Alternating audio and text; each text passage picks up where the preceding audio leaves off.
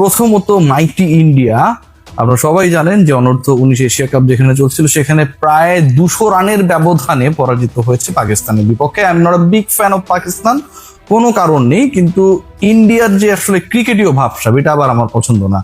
মানে তারা অন্য কাউকে গোনে না টাইপের একটা সিচুয়েশন।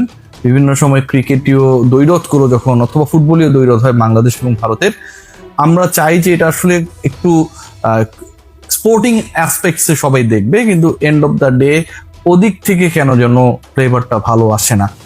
এটা যেমন একটা গুরুত্বপূর্ণ আলোচনা, ঠিক একইভাবে বাংলাদেশ ন্যাশনাল টিম সিলেকশন নিয়ে একটা বড় আলোচনা রয়েছে।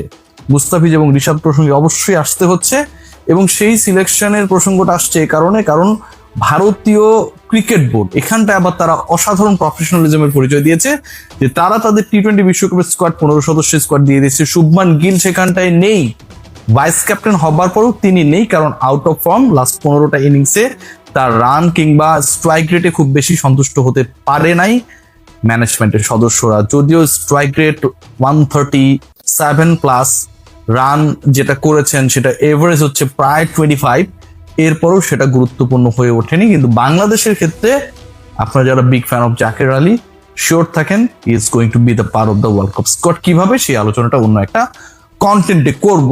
ডিসকাশন করতে চাই মুস্তাফিজুর রহমানকে নিয়ে। এই মুস্তাফিজকে নিয়ে আলোচনা যেটা আমরা করছি করব, সেটার পুরোটা জুড়েই আসলে অনেকগুলো প্রেক্ষাপট রয়েছে। আপকামিং বিপিএল এ রংপুরের হয়ে তিনি খেলবেন, রংপুর ডেফিনেটলি আমার কাছে মনে হয় যে ডিরেক্ট সাইনিং এর ক্ষেত্রে একটা দারুণ ছক্কা মেরেছেন মুস্তাফিজকে সাইন করে, এবং সেই মুস্তাফিজ কিন্তু আইএল টি-20তে এই মুহূর্তে সেকেন্ড হাইস্ট উইকেট টেকার।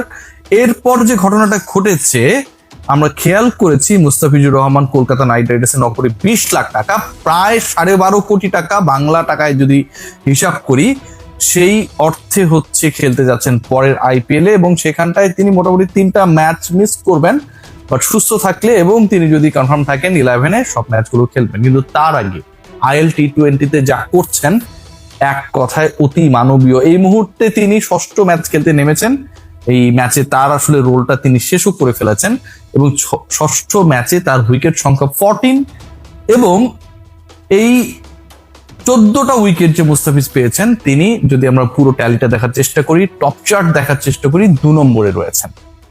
যিনি টপে রয়েছেন তার থেকে একমাত্র উইকেটের সংখ্যায় বেশি, এবং তিনি একটা ম্যাচ বেশি খেলেছেন। মুস্তাফিজুর রহমান আজকের ম্যাচে যেটা করে দেখিয়েছেন অতি মানবীয়, কারণ আপনি 1 ওভারে একবার 3 উইকেট পেতে পারেন। টি-20 কথা বলছি, কিন্তু it's not about the 50 ওভার্স cricket, যেখানে একজন বোলার 10 ওভার বল করার সুযোগ পেয়ে থাকেন। Only 4 hours having. আপনি একই লিগে, competitive league, international টি-20 league, IL টি-20 যেটা দুবাইতে চলছে, সেখানটায় তিনি দ্বিতীয়বারের মতো একই ওভারে 3 উইকেট পেয়েছেন, over hat trick again by the Fizz. এবং এদিন যেই কাজটা তিনি করেছেন, টপ 2জন রান স্কোরার প্রতিপক্ষের যারা ছিলেন তাদেরকে তিনি ফিরিয়েছেন, তাদেরকে ফিরিয়ে যে স্কোরটা হওয়ার কথা ছিল প্রতিপক্ষের, সেই স্কোরের মেরুদণ্ডটা আলটিমেটলি মুস্তাফিজুর রহমান তার ভেলকিতে ভেঙে দিয়েছেন। ভিন্স এবং ওমর জয় যে পার্টনারশিপটা, সেই পার্টনারশিপটা জমে উঠেছিল। মনে করা হচ্ছিল যে এই পার্টনারশিপটা যদি আরো 3-4 ওভার স্টে করে, দেন মুস্তাফিজের দলের টার্গেটটা হতে পারে প্রায় 250-র কাছাকাছি। কিন্তু শেষ পর্যন্ত আমরা সেই জায়গায় একটা অসাধারণ ওভার দেখলাম বাই ফিচ। প্রথমে তিনি ভিন্সকে আউট করেছেন, 2জনকে ফেরানোর যে কাজটা তিনি করতে গেলেন, সেই কাজে মুস্তাফিজুর রহমানের ভিন্সকে যে আউট করলেন, যে এজটা হয়েছে সেটা তিনি টের পান নাই, আম্পায়ার এবং কিপার টের পেয়েছে, ফিচ টের পাননি। আপনারা যদি ওই আইএল টি-20 পেজে গিয়ে দেখেন তাহলে অনেকটা সেই ব্যাপারটা লাগবে যে এত বড় এজ কিন্তু মুস্তা কেন টের পেলেন না, মুস্তাফিজও টের পাননি। নিজের বল নিয়েই মুস্তাফিজ নিজে কতটা ক্যারিশমেটিক যে নিজেও টের পান না আসলে কতটা জাদু করেন। সো প্রথমের উইকেটটা তিনি যখন পাইলেন, 1 ওভারে 3 উইকেটে প্রথম উইকেটটা, সেটা হচ্ছে ভিন্সের উইকেট, সেটা কিপার আম্পায়ার টের পেল, মুস্তাফিজ টের পেলেন না, প্রথম উইকেট।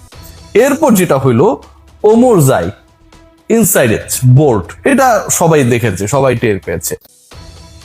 এই 2টা উইকেট পাবার পরে এবং এই 2টা উইকেট লাভ করার পরে যখন মনে করা হচ্ছিল যে আলটিমেটলি আরেকটা উইকেট যদি পায় মুস্তাফিজের দল, বা মুস্তাফিজ এই ওভারে যদি আরো একটা উইকেট নিয়ে নিতে পারেন, কারণ যেহেতু দুজনকে ফিরিয়েছেন তিনি সেট উইকেট, সেই জায়গায় তার দলের কাজটা খুব সহজ হয়ে যায়। সেই জায়গায় মুস্তাফিজ সাকসেসফুল। এবার তিনি ডিকসনকে বোল্ড করেছেন, এবং তিনি যে ডিকসনকে বোল্ড করলেন, ঠিক প্রথমে যে উইকেটটা তিনি পেয়েছিলেন বিলসের, সেই উইকেট পাবার পর যেমন টের পান নাই কিপার এবং আম্পায়ার, টের পাবার পর ফাইনালি হচ্ছে সেই আউটটা কিপারের অ্যাপিলের প্রেক্ষিতে হয়েছে।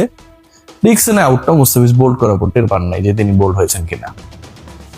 1 ওভারে 3 wicket for the second time in the same tournament by Fizz, যিনি 9 কোটি 20 লাখ রুপিতে কলকাতা নাইট রাইডার্সের পরের মৌসুমের আইপিএলটা খেলবেন, যাকে পাবার জন্য আইপিএল এর অন্তত 3টা দল অ্যাক্টিভলি লড়েছে। দিল্লি শুরু করেছিল, চেন্নাই রেসের ছিল, কলকাতা কিনেছিল। সেই ফিটস যেই ফর্মে রয়েছেন, আমার কাছে মনে হচ্ছে এগেইন এনওসি সংক্রান্ত জটিলতা যদি বাংলাদেশ ক্রিকেট বোর্ড থেকে না থাকতো, মুস্তাফিজ যদি একদমই শুরুর স্লট গুলোতে থাকতেন, মানে মুস্তাফিজকে যখন ডাকা হয়েছিল তখন প্রায় 100 জন ক্রিকেটার তার আগে ডাক পেয়ে গেছেন, অথচ পাথি রানাকে ডাকা হয়েছিল ফার্স্ট 20-র মধ্যে।